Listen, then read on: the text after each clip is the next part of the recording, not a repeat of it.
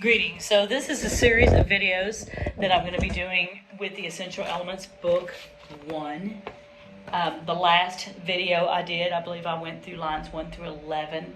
So now I'm going to start here in this video grouping with line number 12, which is entitled First Flight. So the first thing you want to do is make sure you go through and count the rhythms. We're going to count rhythms and then play notes.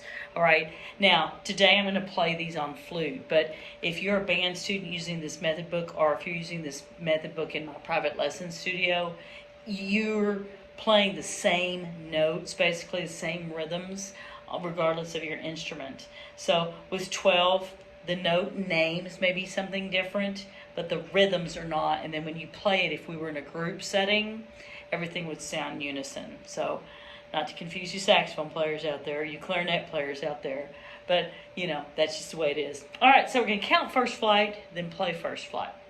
Here I go. 1, 2, 3, 4. 1, 2, 3, rest. 1, 2, 3, 4. 1, 2, 3, rest. Then there's a repeat. You go back and do it again. Now, why did I count it? If you watched any of my other videos, I sometimes will send you videos that are rhythm lessons. Counting is a big part of playing a band instrument, or any instrument really, so it's important to know how to count those rhythms. All right, so as we're going through, my first note on flute is a D. If you're a saxophone, your first note is called B. So we're going to go through the notes, and I tell you what, instead of saying letter names and notes, since this is a video that could be used for any instrument, we're just going to discuss playing it correctly no matter what. So remember, I'm sitting up straight. You're at a weird angle because you're looking at me through a phone, and the phone's on a stand. But I'm sitting straight, my feet, you can't see everything, but my feet are flat on the floor. Okay? Then I bring my instrument up. 1, 2, 12, here I go.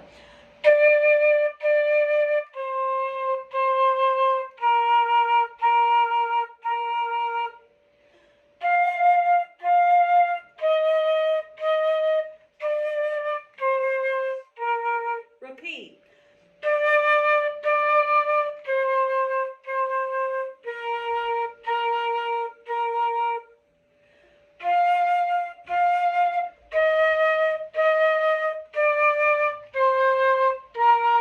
Rest. Now, if I were to get my saxophone out, which I should have because it's sitting over there, or my trombone, which I should have because it's sitting over there, already zipped up, those instrument notes would basically sound the same, but in the timbre of their instrument. I want to point out, no matter what instrument you're playing or voice, this is what you don't want to do. Ta, ta, ta, ta, ta, ta. Or here you don't want to go.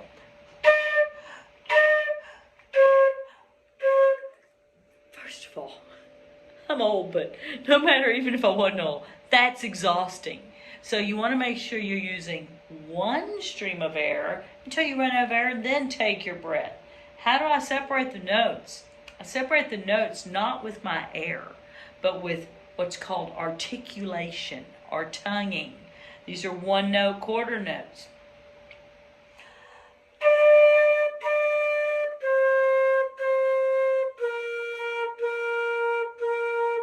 Breathe on the rest.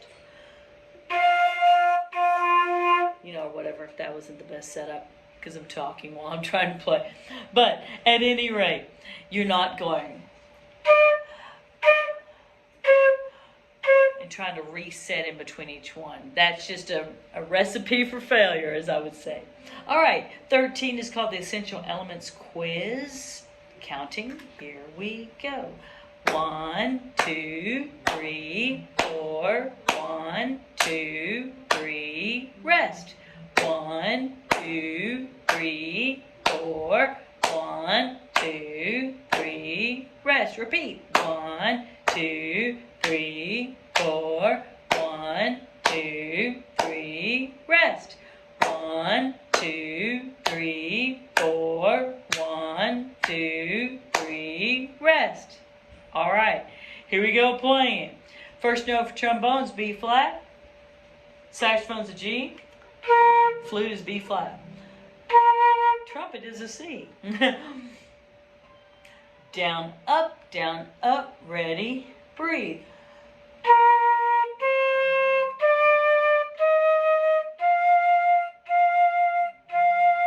Rest.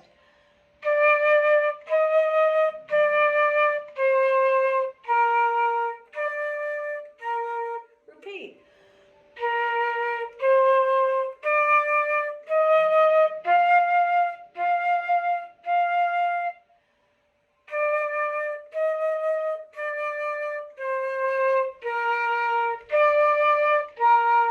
Rest. Miss Beth, I can't play Clear to the Rest on one breath. I'm running out of air. You know, most band students, beginner band students, this is still early portion of the book, right, we're looking at here. Most students cannot make it from here to here in one breath with a good big, they're like saying, big sound, we want a big sound. And then you're trying to do that, you run out of air after 4 notes. It's okay. In my eyes, it's okay. They will tell you, yeah, you're supposed to only breathe on the rest. But if you're making good sound, just make good choices where you're going to breathe. Meaning, it's okay, but don't breathe in between every note. And work towards being able to play it and only breathing on the rest. Do I sometimes breathe other places besides the rest or in addition? Yeah, I do. And I've been playing an instrument longer than your parents have probably been alive, so it's okay. Okay, we're going to turn the page and look at one more before this video's over. The classic, line 14, Rolling Along. Now, Rolling Along is also known as Mary Had a Little Lamb. Very cool. And at the top of the page, there should be a Notes in Review in a gold box. It kind of shows you the fingering, slide positions, vowels, whatever. Memorize the fingerings for the notes you've learned. So these are the 5 notes you've learned so far in this book. 5. Let's get over here. We see it. This is like the busy wall. This is the... I position myself perfectly so you can see all of it. So, yes, hey, expect this a lot in the videos. I just like this look. So, Rolling Along, otherwise known as Mary Had a Little Lamb. So, your first note is the same as that other one, I think. I've got either a B if you're a saxophone, a D if you're a trombone, flute, C if you're trumpet, clarinet. Okay, here we go. 1, 2, playing now.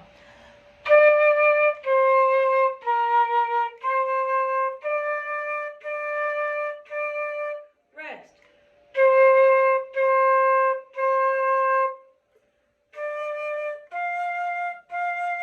1, 2.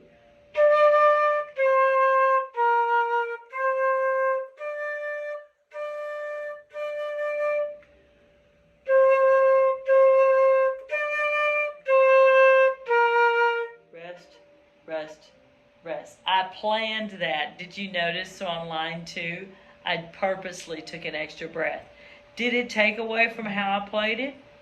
No. I did it right in the first 2 measures there. I took it just in between some repeated notes, so it would be hidden. So that would be a good rule of thumb for you to do too. If you need to take a breath, just hide it like I did and it'll work okay. From there it goes into different rhythms. Line 15, which that'll be another set of videos where we discuss a half note. Half notes are covered also in my videos on my page that discuss those rhythm lines in the back of the book. But I'm going to stop this video here so that the next video that I do will be one that starts with how to count half notes.